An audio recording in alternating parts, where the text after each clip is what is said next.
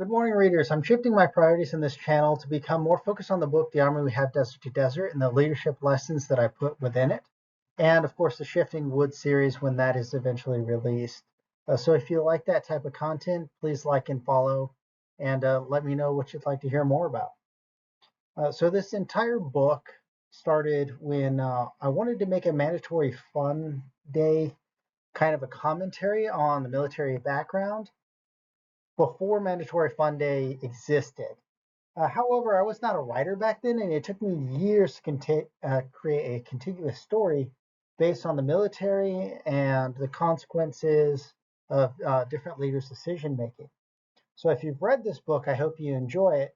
If you haven't read it and you're in the military or a spouse of a service member, please give it a try.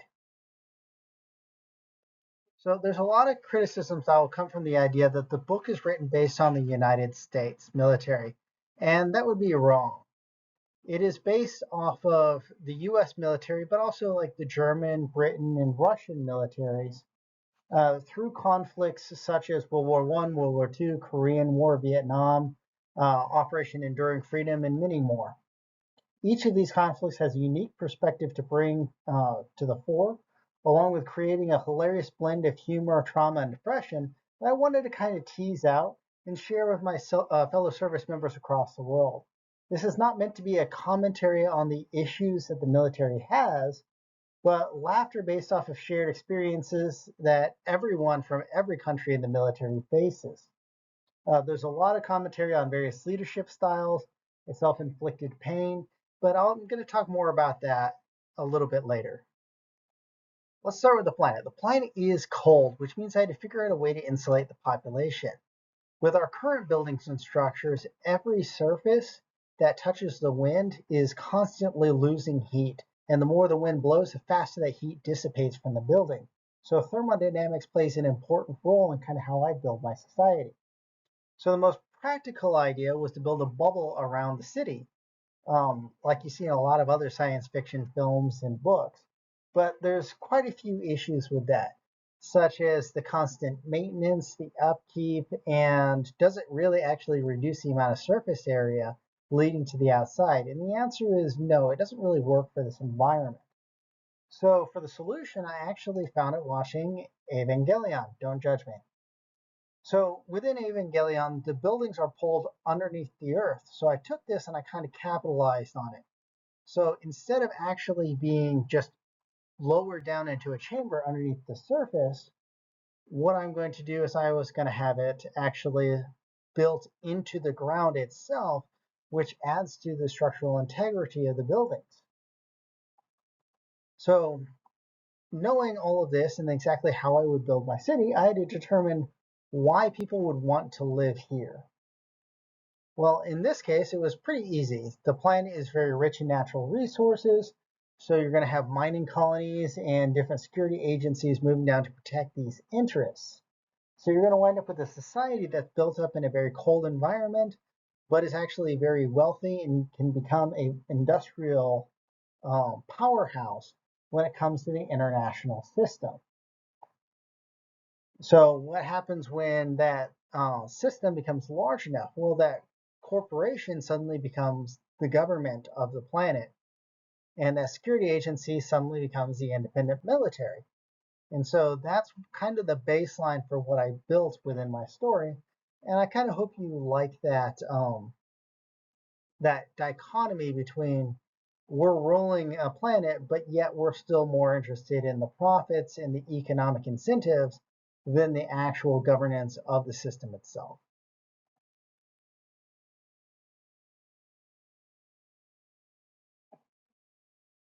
So how I designed my city was we built it directly down into the ground. So what you're going to see is as you start going deeper, the structural integrity of the top floors becomes compromised because they don't have infinite technology. So they'll start digging out sideways and then building new cities on the left and the right limits. And so as the years progress and this continues, you start to see kind of a ant colony look to it. And so what happens through the process of heating is the geothermal heat from the bottom floors, and of course the heat generated by various heating units within the facilities causes the heat to rise through the different structural layers. But what happens is as it reaches those top layers that are still submerged in that permafrost, it's losing more heat than it's gaining from everything else. And then, of course, all of the humidity that piles up from underneath winds up solidifying into snow, causing it to snow on the top few layers. Well, what this does is it drives the price of housing way down on the top layers. And when you have a military, they're like cheap prices, more or less free land, and horrific weather conditions. That's the perfect place to put a military installation. So that's what they did. They built all the military places up on those top layers and said elevating all the vehicles to the surface to be able to defend the planet was their primary goal, just as an excuse to buy the cheapest land in the city. And of course, when you start getting into higher commands, they're going to be down further in the warmer sections of the city itself, which makes perfect sense. And so what it kind of winds up doing is a Blade Runner kind of a feel where everything is kind of down, dark, and depressing. And you're very reliant on the government for these um, vitamin D supplements, for all the medicine that you need. So you become more and more dependent upon that structure of your government to actually live your life. And I really try to capitalize on that kind of mentality that would be derived from cities in these types of conditions. Now that we understand why the city is built the way it is, we can organize the military in a manner fitting the lifestyle of the planet. So what I did was I started with some Soviet IMTO, and then I added in a lot of US influences so that I can kind of have the best of both worlds. And then I took a lot of Soviet doctrine for their military tactics, and of course, added in a lot of US doctrine and styles as well. So what you're going to see is the first layer is the command element on the far left-hand side. So they have a really robust staff, especially when compared to their Russian style, and it gives them a lot of flexibility to support that commander. Then the next row is Alpha Company, Bravo Company, Charlie Company, and Delta Company, which is the tank company. Then what you're going to see is two sections of mortars, and then the top right is your recon element, and then you have various support elements for the rest of the chart. And so what that does is that actually gives them more combat power than is uniquely organic in a US or Russian style. And of course, a lot more logistics than you would normally see, which will enable that battalion to move out and actually go on campaigns. And so what I've done is I've really tried to make this battalion very robust and capable, so that way I'm not just making up some malfunctioning military organization, but I'm actually building force structure and a lot of that ideology into the organization so that it can operate the way it should in real life. And then as you can see, I've got Alpha Company labeled, first platoon, second platoon, third platoon, and then outlined in red right there is Sergeant Phillip. To the military ranks, I found that every military rank has a lot of influence over the lives of their soldiers. For all intents and purposes, this does not reflect on any one nation, but really all of them as a whole. To start the influence chain off, we have the organizational culture. So this is the culture of the nation and the military as a whole and how it impacts the thinking process of people that have grown up in that culture.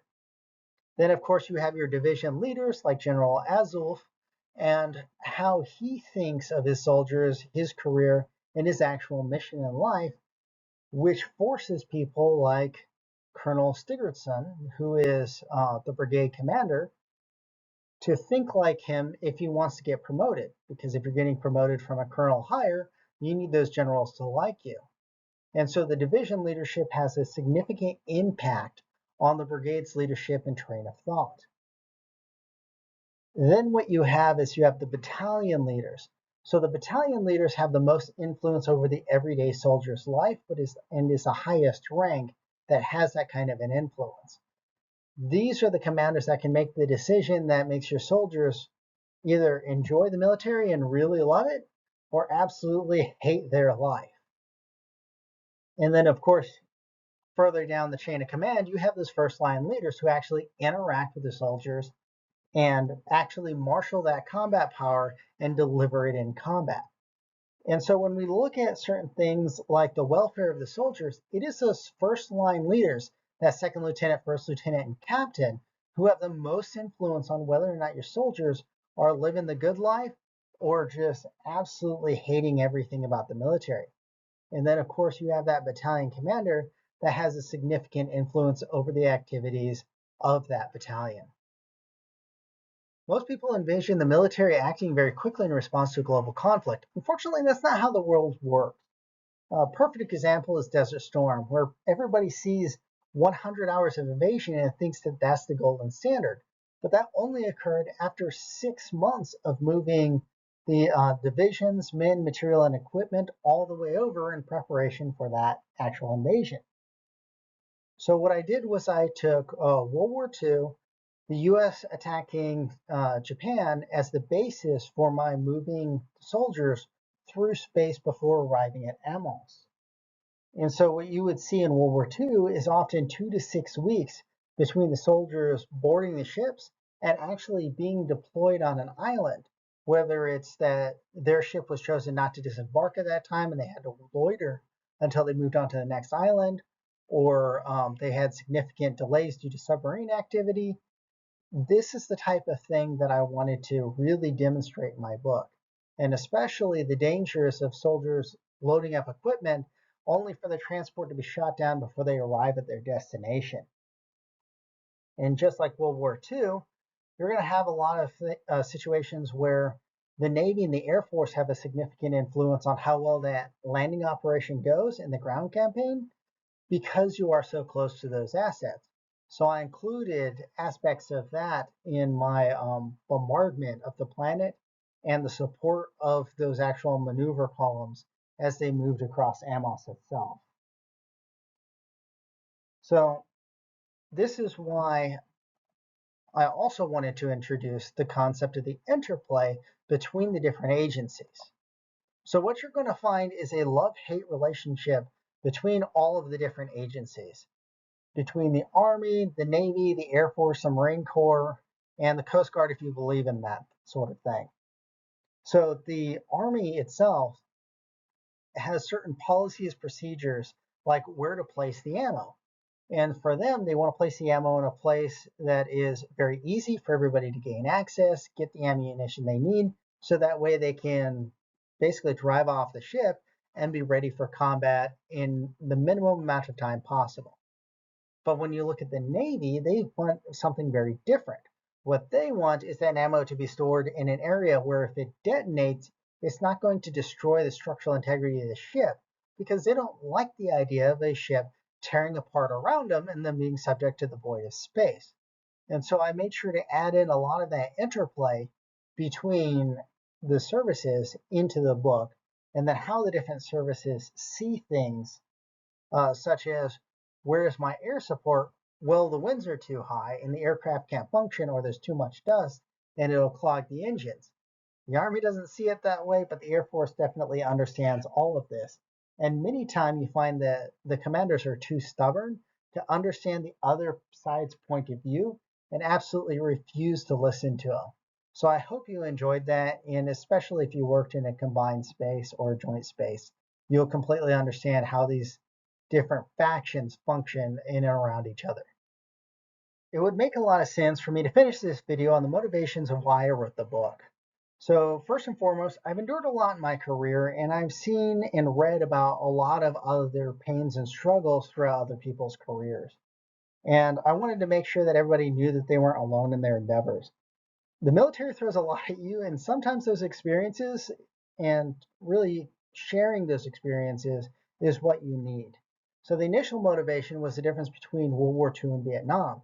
In World War II, they took a lot of people from the same town, threw them in the same unit, and when those soldiers returned back home, they already had a group that they had bonded with that they could share their experiences and really heal from that combat. Whereas in Vietnam, they were taken from across the United States, and when they were brought back, it's not just the fact that people hated the war, but also the fact that they couldn't find any of those other service members and really talk about what happened and heal from that experience. And so I wanted to kind of promote people talking amongst each other and really start that healing process. The second point was to identify leadership successes and failures. Each echelon of leadership has an effect on the echelon below it, and I wanted to visualize a visualization for those leaders so that they can identify these problems and fix them before it negatively impacts the soldiers below it to try to make their unit the best that it can be. And then, of course, no good book would be complete without a little bit of comedy. And a lot of the military troubles that we have is from self-inflicted pain. So you might be seeing a lot of sarcasm, tongue-in-cheek humor about this, about what the military does to itself, and that's because it's just a very common practice among all militaries in the world.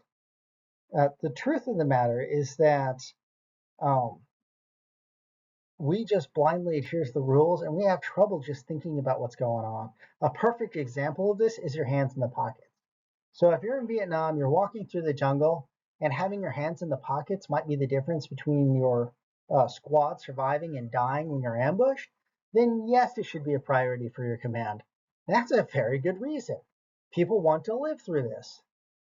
But if it's negative 20 degrees and your soldiers putting their hands in their pockets is the difference between you being upset and them having frostbite and having the ability to count to 10, then it's probably more important for them to have their hands in their pockets and keep it warm.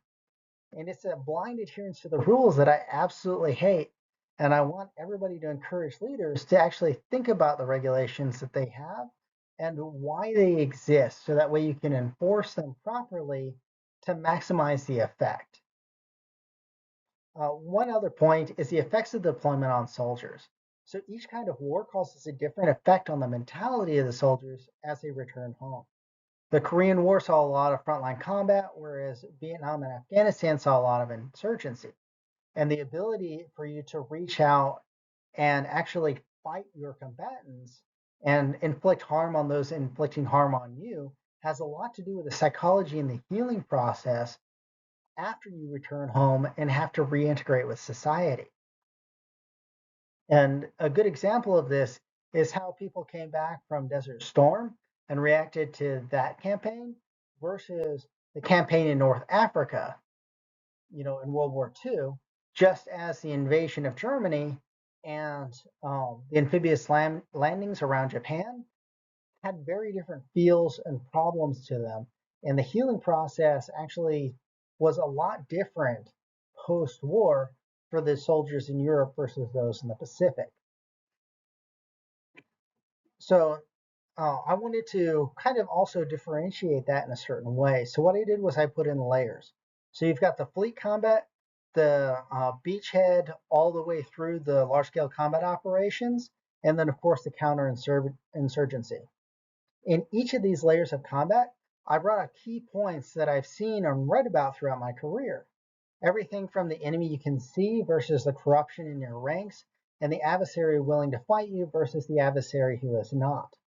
And I hope that the military scholars among you can see that shift in your soldiers as these types of events unfold around you, and you can stop any issues early before they manifest into a bigger problem. The next point I have is effects of trauma on your soldiers.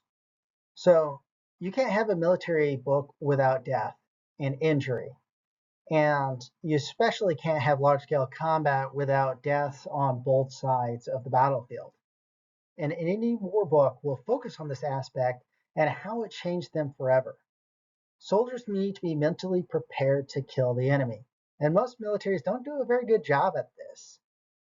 And even more so than that, the soldiers need to learn how to heal from everything they've been through after combat.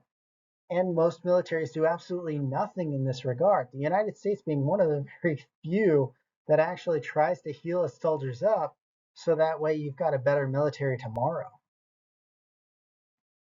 And so the militaries that don't focus on their soldiers are usually left with the lingering issues within those soldiers, and they're having difficulties moving up through the ranks and continuing to improve. And one other aspect of this is on the soldiers. So the different personalities handle trauma in different ways. But the key point is that it needs to be dealt with. And I'm very happy with our military and its ability to kind of deal with these issues. But over the last 10 years, like 10 years ago, this was virtually non existent. And if they did offer some type of help, you didn't take it because it would ruin your career forever. And so I'm very happy with the fact that we have gotten better about this and we're actually trying to help our soldiers move through these kinds of trauma and through the problems that they have.